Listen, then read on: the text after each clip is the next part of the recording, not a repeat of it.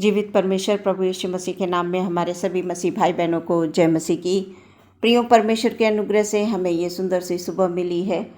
नया दिन हमारे जीवन में परमेश्वर ने दिया है। आइए हम धन्यवाद देंगे, बीते समय के लिए परमेश्वर को धन्यवाद देंगे, क्योंकि उसके अनुग्रह में हम सब सुरक्षित हैं और आने वाले समय में भी हम सुरक्षित रहेंगे, ये हमारा विश्वास है। आइए प्रियो, हम वचन पढ़ेंगे। आज का वचन हमसे क्या बात करना चाहता है, हम देखते हैं। यहाँ पर इस प्रकार से लिखा हुआ है, यशायाह नबी की पुस्तक, उसका 40 अध्याय। मैं वचन पढ़ूंगी 29, 30 और 31। वो थके हुओं को बल देता है और शक्तिहीनों को बहुत सामर्थ्य देता है। तरुण तो थकते और श्रमित हो जाते हैं और जवान ठोकर खाकर गिरते हैं, परंतु जो यहोवा की बाट जोहते हैं वे नया बल प्राप्त करते जाएंगे। वे उकाबों के समान उड़ेंगे, वे दौड़ेंगे और श्रमित न होंगे, चलेंगे और थकित न होंगे।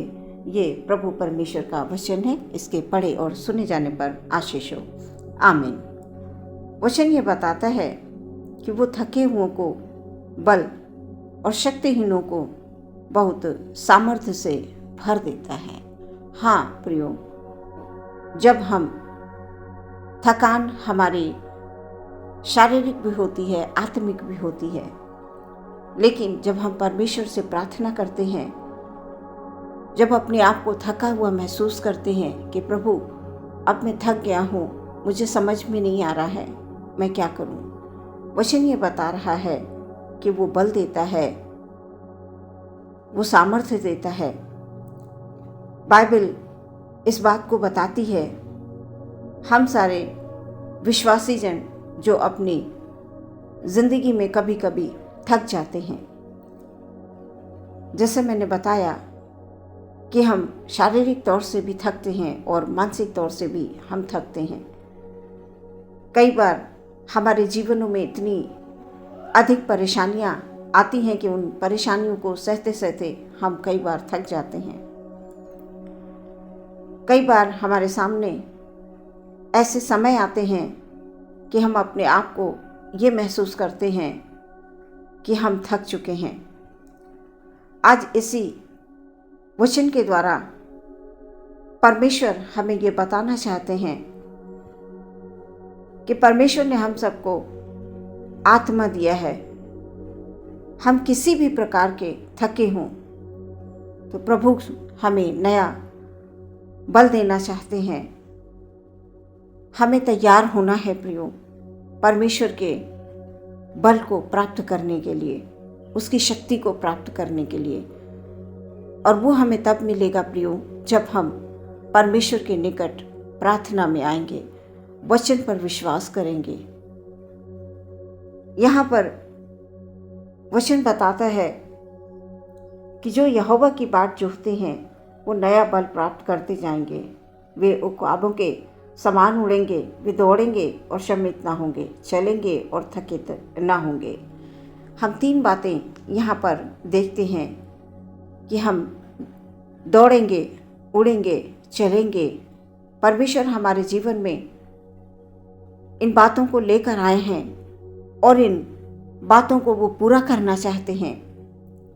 हमें मसीह के साथ जब हम चलेंगे प्रियो, अभी तक हम जो कुछ भी कर रहे थे शायद उसमें हम सफल ना हुए हों, लेकिन हम मसीह के साथ जब दौड़ना शुरू करेंगे, चलना शुरू करेंगे, तो हम सच में सफल होंगे, क्योंकि हमारा परमेश्वर हमें सफलता की ओर ले जाना चाहता है। परमेश्वर एक नए बल के साथ, अभी तक आपने बहुत प्रार्थनाएं की, आपको सफलता नहीं मिली, आपने बहुत मेहनत करके अपनी पढ़ाई लिखाई को पूरा किया, आपको सफलता नहीं मिली, आपको अपने कार्य के क्षेत्र में सफलता नहीं मिली, लेकिन यहाँ वचन ये बता रहा है कि नया बल आपको परमेश्वर दे रहे हैं। दुनिया में मसीह के साथ चल सकें, दौड़ सकें, परमेश्वर हमारे लिए एक नए दरवाजे को हमारे जीवन में खोलना चाहते हैं। वो हमें नए दरवाजे से प्रवेश कराना चाहते हैं। सो प्रियो, हमें तैयार होना है, क्योंकि जब हम परमेश्वर के साथ चलेंगे तो हमें वो जीवन देना चाहता है। परमेश्वर चाहता है कि हम उसके साथ दौड़ें, उसके साथ चलें और उसके साथ हम उठें, बैठें, प्रार्थना करें, अपनी हर एक बात को परमेश्वर के सामने बैठकर हम प्रार्थना के साथ रख दें उसके चरणों में, ताकि हमारा परमेश्वर हमारी प्रार्थनाओं को सुनकर हमें उत्तर दे। यहाँ पर लिखा हुआ है कि जब हम प्रभु के लिए दौड़ेंगे, यानी प्रभु के कार्यों के लिए हम दौड़ेंगे, तो परमेश्वर हमें ले जाएंगे।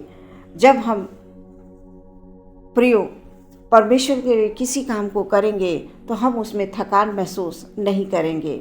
वो हमें ऊंचाइयों पर ले जाएंगे, वो हमें जीवन में कुछ नया देंगे। परमेश्वर हमें हमारे जीवन में कुछ नया देंगे। यदि हम अभी पुराने समय से लेकर अभी तक हम बहुत सारी हमने प्रार्थनाएं की, बहुत सारी हमने बलिदान किए, यानी हमने प्रभु के लिए दान बहुत सारे दिए, हमने नेक नेक काम किए, लेकिन हमें कुछ भी उसका रिजल्ट नज़र नहीं आ रहा। लेकिन इस वचन के अनुसार परमेश्वर हमें ये बताना चाहते हैं कि हमें वो नया बल देगा।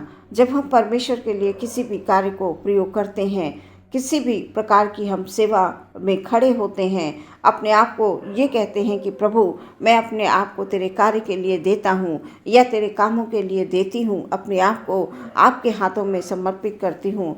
तो जब हम इस प्रकार से वचन के माध्यम से परमेश्वर के पास आते हैं तो सच में प्रियो परमेश्वर हमारी सहायता करेगा, और ऐसा नहीं है कि हम थक जाएंगे।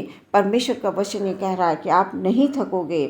जवान थक जाएंगे, वो गिर जाएंगे, लेकिन जो हमारे विश्वासी हैं, जो मेरे लिए दौड़ रहे हैं, मेरे लिए कार्य कर रहे हैं, मेरे लिए खड़े हैं, वो थकेंगे नहीं।